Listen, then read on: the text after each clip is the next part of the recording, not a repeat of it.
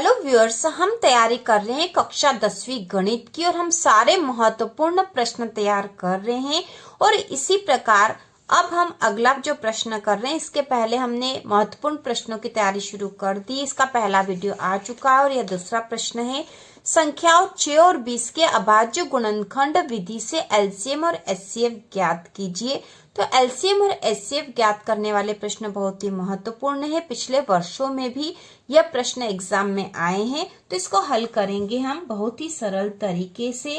तो जब भी हमें एलसीएम और एचसीएफ निकालना हो, तो जिन भी संख्याओं का निकालना हो, तो सबसे पहले हम उन संख्याओं का अभाज्य गुणनखंड निकाल लेते हैं।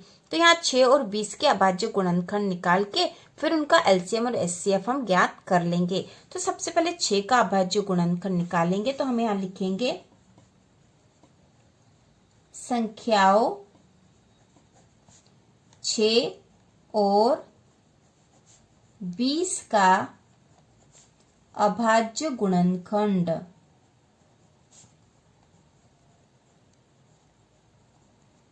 सबसे पहले हम 6 का निकालते हैं अभाज्य गुणनखंड। सबसे पहले हम 6 का अभाज्य गुणनखंड निकालेंगे, तो 6 का अभाज्य गुणनखंड निकालने के लिए हम इसे 2 से भाग लगाएंगे।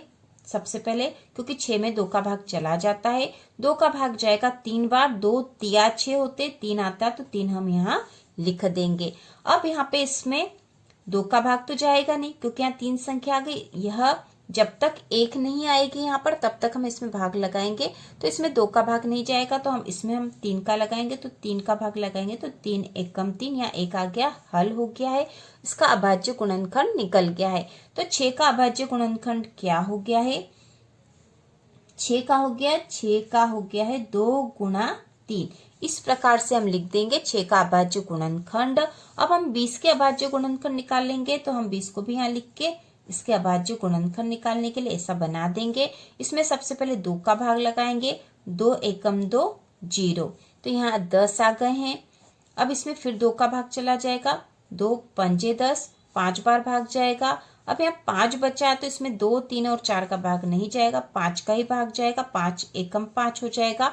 तो इस प्रकार अभाज्य गुणनखंड निकल गया और हम यहाँ लिख देंगे 20 के अभाज्य गुणनखंड बराबर 2 गुणा 5।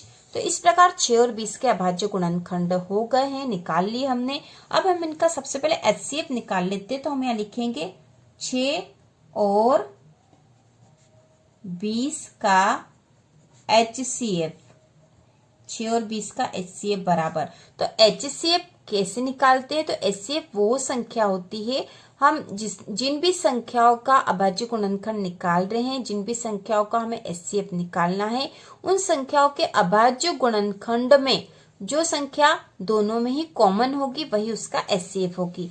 जैसे यहाँ पे 2 गुणा 3 है, मतलब यहाँ 2 भी है और 3 भी है, लेकिन यहाँ 20 वाले में 2 है और 5 है, मतलब कॉमन कौन सी संख्या है? 2 यहाँ पे भी है, 2 यहाँ पे भी, बस इसके अलावा कोई संख्या यहाँ कॉमन नहीं है। तो इसका एचसीएफ हो जाएगा 2, तो हम यहाँ लिख देंगे एचसीएफ बराबर 2।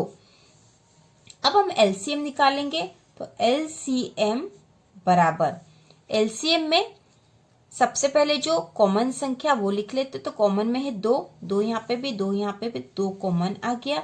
अब जो बची है, जो कॉमन संख्या है, उसे हम एक ही बार लिखेंगे, लेकिन इसके बाद जो संख्या शेष बची है वो सभी भी हमें लिखना है। तो ये 2 तो कॉमन में ले लिया, इन दोनों में से 2 कॉमन ले लिया, अब हमें इनको लेने की आवश्यकता नहीं। अब यहाँ बचा 3, तो हम यहाँ 3 लिख देंगे, गुणा, अब यहाँ क्या बचा? ये तो कॉमन में आ गया था, यहाँ बचा 2 गुणा 5, तो हम यहाँ लिख देंगे 2 गुणा 5 और इन सब का गुणा कर देंगे। तो यहाँ गुणा करेंगे तो 2 तिया 6, 6 दूना 12 और 12 पंजे 60। तो यहाँ पे आ गया एलसीएम बराबर 60। ठीक है, एलसीएम हो गया 6 और 20 का एलसीएम हमारे पास आ गया 60 और एचसीएफ आया है 2 और यही इसका आंसर है। हमें निकालना था एचसीएफ और एलसीएम, तो एचसीएफ बराबर 2 और एलसीएम बराबर 60। तो इस प्रकार एचसीएफ और एलसीएम निकालना बहुत ही आसान है। एग्जाम में अधिकतर प्रश्न आता है, वेरी इंपॉर्टेंट है एचसीएफ और एलसीएम निकालने वाला। तो इसी प्रकार के और वीडियो देखने के लिए कक्षा 10वीं गणित की संपूर्ण तैयारी के लिए चैनल को सब्सक्राइब कीजिए।